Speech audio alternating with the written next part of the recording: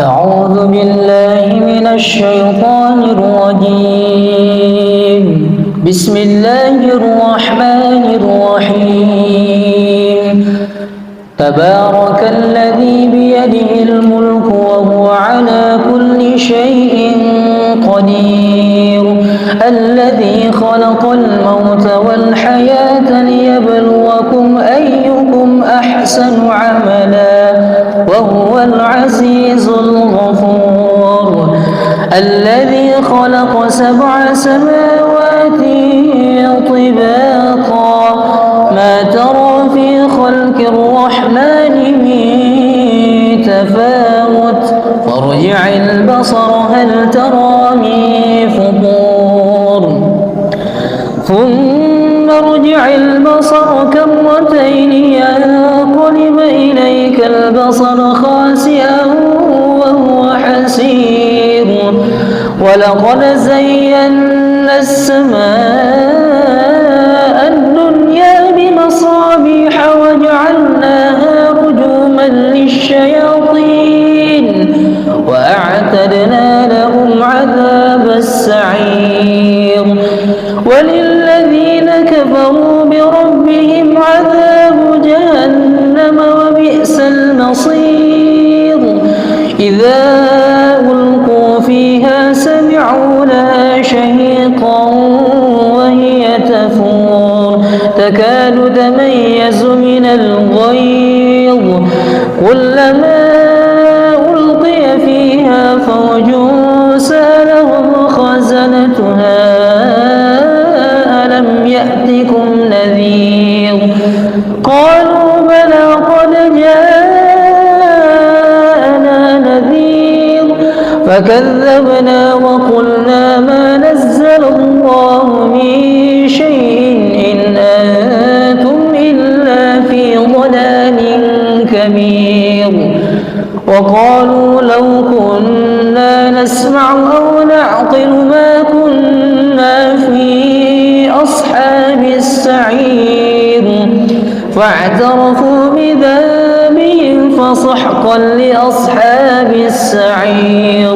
إن الذين يخشون ربهم بالغيب لهم مغفرة وأجر كبير. وأسروا قولكم أو اجهروا به إنه عليم بذات الصدور. ألا يعلم من خلق وهو اللطيف الخبير. هو الذي جعل لكم الأرض ذلولا فامشوا في مناكبها وكلوا من رزقه وإليه النشور. أأمنتم من في السماء أن يخسف بكم الأرض فإذا هي تمور أم أمنتم من في السماء أن يرسل عليكم حاصبا فستعلمون كيف نذير.